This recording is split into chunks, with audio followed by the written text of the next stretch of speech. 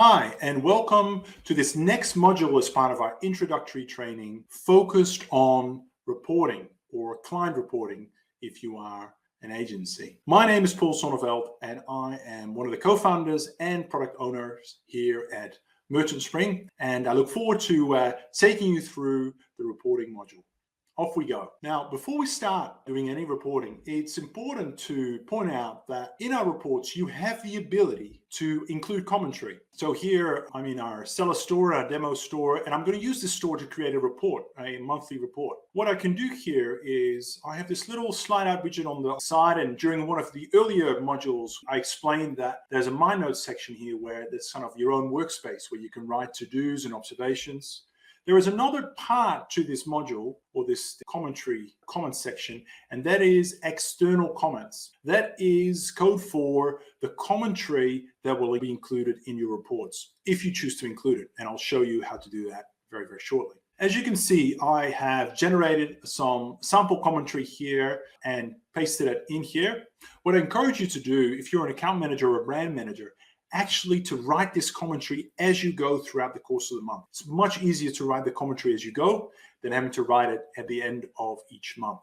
Perhaps set yourself a reminder in ClickUp or Asana or somewhere else, just on the last Friday of the month, just to check, make sure there's no spelling mistakes so that you can use the commentary for the report. So that's where the commentary lives, and it's separate. Every single channel has its own commentary. So if we were to change channels and go in here, I'll find that the commentary area is blank. So we store the commentary against that channel. Now let's go and generate a report. And to do that, we need to click on the reporting module up here. We're essentially asked a couple of questions. The first question really is, do we want to generate a report for a single channel or multiple channels combined? Now, if we go back all the way to that second session, we went through the dashboard and we talked about tags. Tags is a way of grouping channels. And if I wanted to create a multi-channel report, I can use tags to do that. But for the purpose of this training session, I'm going to stick to the single channel, and I'm going to pick the Amazon US store that we were just looking at before. Now, let me just clear this out so we start completely from scratch. So let's make this a monthly report. I do need to give it a name. If we don't give it a name, you won't be able to save it and you'll get stuck. So make sure you give it a name. Now we can run this report as a one-off, or we can schedule it to occur recurringly. So in this case, I'm going to say every month I want to run this report. And when I run this report, I want it to look at the last month. That way we're always getting the full month. And when I run it, I want to compare to last year. Now, if I run custom reports, so for example, send once, I can completely customize the time. But obviously for recurring reports, the time periods are restrictive because we need to have time periods that are recurring. Now, under advanced configuration, let's just make sure we've got the currency right. In this case, we want to go with US dollars and PST, and we want to keep the text toggle turned off. The next step here is deciding what we want to include in our report. And as you can see, this list here, this element list provides us with an extensive range of options. And they mirror the reports that you see inside the application. So for example, we may want to include total business performance, a year-to-date trend, top sellers, maybe some advertising performance, and let's say a total profitability view. And last but not least, we want to include the commentary as well.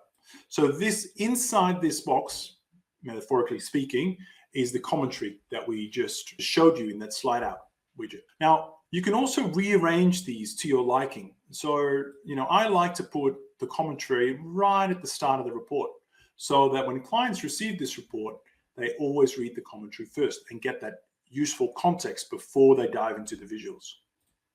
Once I'm happy with the configuration, I can click Save, and that's now saved. But nothing's happened yet because we haven't sent out the report yet. It's just saved.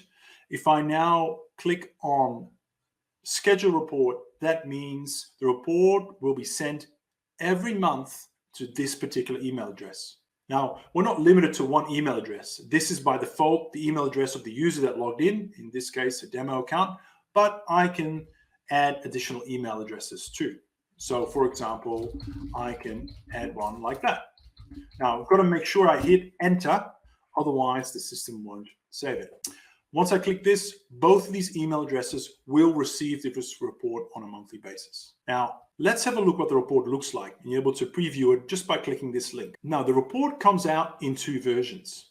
There's the dynamic HTML version, which I prefer. As you can see, it's nicely formatted, provides that commentary of the top, and then each of the different charts and elements that I have selected. Of course, what shows here is completely determined by what you have entered and the order that you have sorted those particular widgets and report elements into.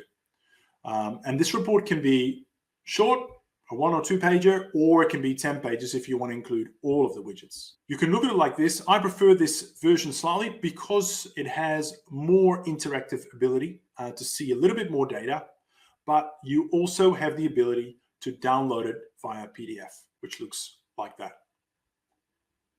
Now, it depends on the settings, of course. You can do color, you can do A4 or US letter. That really depends on you. Now, I would like to say that on a lot of our agency plans, this report will be, as well as the rest of the application, completely white labeled. So this will have your logo on it.